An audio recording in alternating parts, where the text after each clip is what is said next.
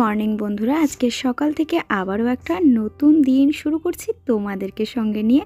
তো আশা করছি সকলে খুব ভালো রয়েছো আর আমরাও বেশ ভালো রয়েছি। আমাদের রবিবারের সকালটা শুরু হয় একদমই অন্যরকমভাবে, তবে আজকে শুরু হচ্ছে আরও আলাদাভাবে। মানে আজকে সৃজনের সকাল থেকে সমস্ত রেসপন্সিবিলিটিস আমার। তো সকাল সকাল টিফিন রেডি করে নিয়ে এখন বেরিয়ে পড়েছি, যাব সৃজনকে ক্রিকেটে নিয়ে। তো স্কুটিটা বের করব, এরপরে তারপর আর কি এই যে মাঠে পৌঁছে গেছি। আর এই জাস্ট আর কি ক্রিকেট শুরু হয়েছে, মানে ওই 7:45 থেকে 8টার মধ্যে শুরু হয়। তো এই যে দেখো সমস্ত বাচ্চারা এই যে ছুটছে, আর সৃজন রয়েছে একদম পিছনে, ওই যে অরেঞ্জ কালারের যে হুডি পরে রয়েছে সেটা আর কি। মানে ও না প্রথম থেকে একদম জগিংয়ের মতো ছোটে, একদম শেষে আর কি স্পিডটা বাড়ায়। আর সেরকম একটা সকালবেলায় ভারী খাবারও খেয়ে আসে না, তো খেয়ে আর কি পাঠায় না, তাই টিফিনটা একটু সলিড দিয়েছি আর কি, বলতে বাটার দিয়ে একটুখানি টোস্ট করে দিয়েছি। আর রাত্রে বেশ কিছু ড্রাই ফ্রুটস ভিজিয়ে রেখেছিলাম, তো সেগুলোই দিয়েছি। আর যেহেতু কোনো সুগার আর কি সকালবেলায় দিই না, তো তার জন্য 2টো খেজুর দিয়েছি। তো তাই দিয়ে আর কি ওর পাউরুটিটা খেতে বেশ ভালো লাগবে। আর এই যে এখন ওদের বিভিন্ন রকমের এক্সারসাইজ হচ্ছে, তো আমি এরকম দিনে তো সময় পাই না, আর আজকে যেহেতু আমি দিতে এসেছি তাই ভাবলাম যে কিছুটা সময় আমি এখানে কাটাই। আর এই যে আমাদের একটা গ্রুপও রয়েছে এখানে, তো এখানে একটু গল্প গুজবও চলছিল, তার সাথে ছেলেকে দেখছিলাম যে ও কী সকালবেলায় অ্যাক্টিভিটি করে। আসলে রবিবারের সকালটা যেহেতু ওর বাবা বাড়িতে থাকে, তো তার জন্যই আমি আর দিতে আসি না, ওর বাবার সাথেই ও আসে। কিন্তু আজকে যেহেতু আমার ওপরে সমস্ত দায়িত্ব পড়েছে, তাই একা হাতে সমস্ত কাজ করতে বেশ একটু দায়িত্ব কর্তব্য বেশি বলেই আর কি মনে হচ্ছে, বা নিজেকে একটু অন্য রকমেরই আর কি মনে হচ্ছে। তো এখানে কিছুক্ষণ কাটানোর পরে সৃজনের টিফিন হয়ে যাবে মোটামুটি ওই 8:45 করে। আর তারপরেই আর কি বাড়ি যাব। আর তোমরা তো জানোই শাশুড়ি মা এসেছেন, তো সেখানে একটা রান্না বান্নারও তো ব্যাপার রয়েছে। আর তারপরে আর কি রবিবারে আর ভিডিও শ্যুট হয়নি, তো সোমবারে তো পিঠে উৎসব ছিল, আর এটা হচ্ছে মঙ্গলবার সকালবেলা। তো মঙ্গলবারের সকালবেলা এখন আর কি আমি পিঠে ভাজছি, মানে আজকে হচ্ছে মকর সংক্রান্তি। তো আজকের দিনে এই যে পিঠে ভেজে তো সকাল দিকে খেতে হয়, আর এখন তো সৃজনের বাবা চলেও এসেছে। তো এই আর কি বেশ একটু খিচুড়ি টাইপের আমার ব্লগ হয়ে গেছে বলতে পারো। তবে অ্যাডজাস্ট করে নিচ্ছি, আসলে 2 দিন যাবত তোমাদের সাথে কোনো ভিডিও শেয়ার করতে পারিনি, তাই বেশ কিছু ফুটেজ রয়ে গেছে। তাই ভাবলাম যে এত সুন্দর ভিডিওগুলো তোমাদের সাথে শেয়ার করব না, তো তাই আর কি সৃজনের খেলাধুলাটা আমি এর সাথেই অ্যাড করে দিয়েছি। তো এই যে পিঠেগুলো ভেজে নিয়েছি, আর অনেকগুলোই পিঠে করেছিলাম কালকে, তো আরও কিছু রয়েছে, সেগুলোকে আবারও ফোড়নে তেল আর শুকনো লঙ্কা জিরে দিয়েছি। তো এই দিয়েই আর কি ভাজবো পিঠেটা। আর পিঠে ভাজা খেতে কে কে পছন্দ করো আমাকে কমেন্টে জানাও। মানে আমার তো আজকে সারাদিন চলবে, সাথে কালকেও হয়তো বেঁচে গেলে খেয়ে নেবো, এরকম ব্যাপার আর কি। তো পিঠে খেতে আমি সত্যি কথাই খুব পছন্দ করি, তবে নিজের হাতে সমস্ত জিনিসটা করছি বলে সেই এনার্জি বা উদ্যম কোনোটাই নেই বলতে পারো। তবে মার কাছে যখন থাকি, অন্যান্য বছরে মায়ের কাছে থাকি, তো তখন আর কি একটা বিশাল উৎসাহ নিয়েই আর কি কাজগুলো করা হয়, বা মায়ের হাতের একটা স্বাদ আলাদাই, তাই না? তো আজকে নিজেই সব কিছু করছি, বেশ অনেক বছর পরে মনে হয় আমি এইভাবে পিঠে পুলি উৎসব আর কি বাড়িতে করছি। তো এই যে সৃজনকে আর ওর বাবাকে এখন দিয়ে দিচ্ছি, ওরা দুজনে খাবে। তারপরে আর কি মা তো স্নানে ঢুকেছেন, তো মায়ের স্নান হয়ে গেলে তারপর আর কি আমি আর মা দুজনে খাবো। তো আজকে রান্না বান্না হবে আর কি সোয়াবিনের একটা মশলা করব, আর তার সাথে একটু রাইস করব। তো রাইসটা কিভাবে করব দুরকমভাবে, মানে একটা আমিষ একটা নিরামিষ, তো তার জন্য রাইসটাকে কিন্তু আমি ভিজিয়ে দিয়েছিলাম বেশ কিছুক্ষণ আগে। আর তারপরে এইদিকে আর কি রাইসটা এখন আমি বসিয়ে দিচ্ছি। মোটামুটি ঘন্টাখানেক রাইসটা ভিজেছিল, তো এখন আমি চালটা দিয়ে দিলাম, আর তারপরে একটুখানি তেল আর অল্প একটু করে লবণ দিলাম। তেলটা দেওয়া এই কারণেই রাইসটা যেন আর কি ঝরঝরে হয়। তো এখন রাইসটা যে ভিজিয়ে অনেকক্ষণ রেখেছিলাম, সেই চাল ভেজানো জলটা এখন যাবে আর কি গাছে, কারণ গাছের এটা একটা বিশাল খাবার। মানে এই শীতকালে গাছ বেড়ে ওঠার জন্য এই চাল ভেজানো জল যদি দিতে পারো, গাছের ফুল সংখ্যা কিন্তু অনেক বেড়ে যাবে। আমাকে এক বন্ধু কমেন্ট করেছিলে যে আমি গাছের কিভাবে যত্ন নিই, তো এটা একটা পার্ট বলতে পারো। আর দেখো এই যাচ্ছি বাজার দিকে, একদমই খেয়াল হচ্ছে না 2টো টব আনার জন্য।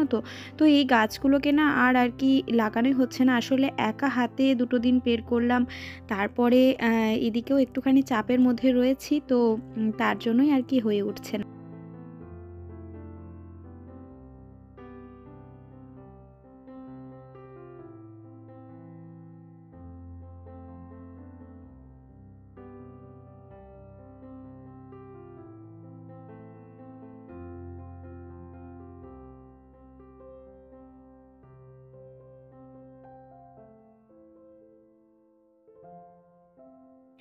আর এছাড়া আমি গাছে কি দিই জানো তো, একটুখানি ভার্মি কম্পোস্ট মোটামুটি মাসে একবার করে দিয়ে থাকি।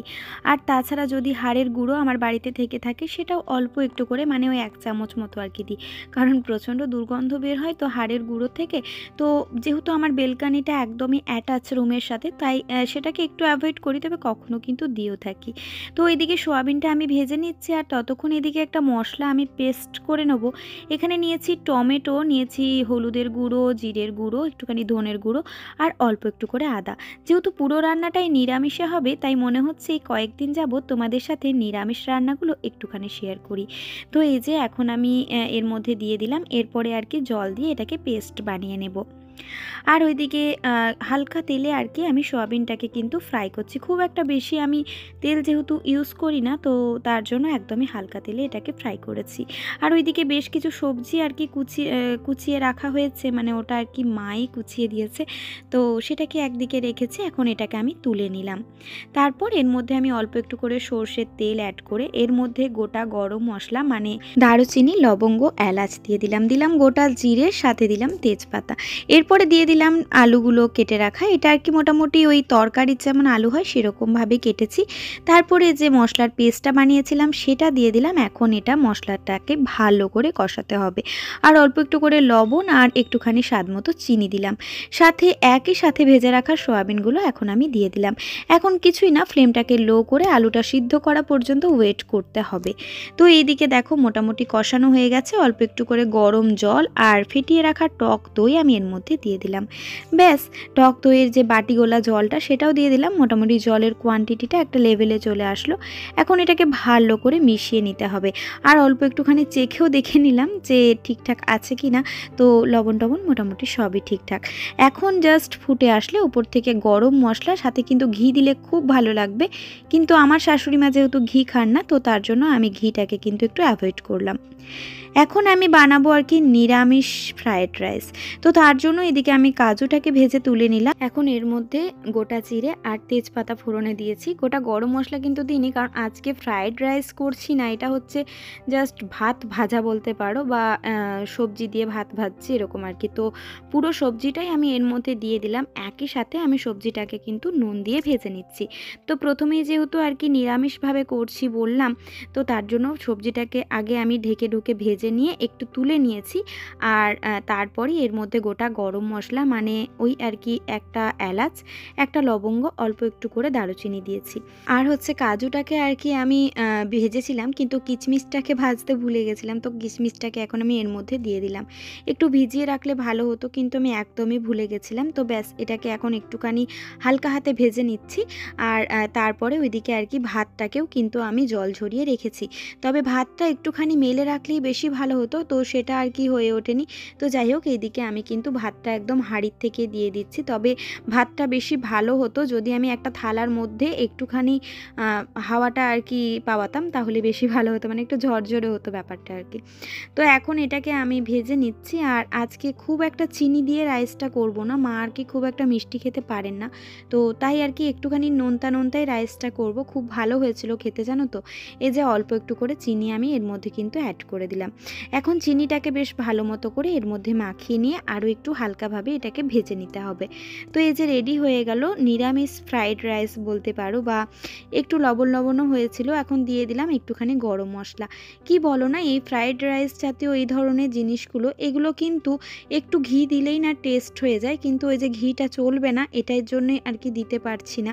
তো ঘি দিলে কিন্তু খুবই ভালো লাগতো খেতে। ব্যাস, এরপরে এটাকে তুলে নিচ্ছি এখন আমি। আর তারপরে আর কি আমিষটা করব। আমিষটা কিছুই না, ভেজে রাখা যে সবজিটা সেটা তো রয়েছে, তার সাথে আর কি ডিম দিয়ে দেব।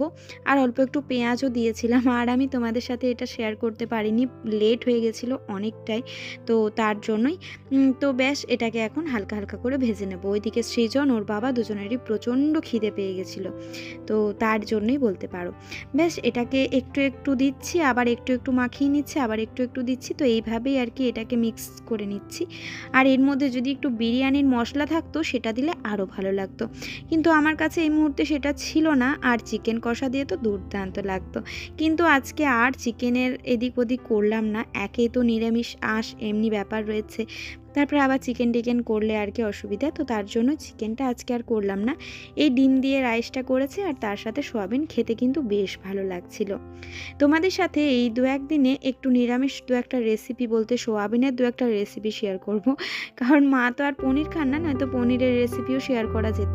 তাই বলবো বন্ধুরা, ভিডিওটি যদি ভালো লেগে থাকে তাহলে ঝটপট একটা লাইক করে দাও, কমেন্ট করে দাও আর শেয়ার করে দাও কাছের মানুষদের সাথে। আজকের মতো ভিডিওটি এখানেই শেষ করছি, তোমাদের সাথে দেখা হবে আবারও পরবর্তী ভিডিওতে। ততক্ষণের জন্য সকলে খুব ভালো থেকো, সুস্থ থেকো, সাবধানে থেকো। আজকের মতো এখানেই tata, bye bye, good night.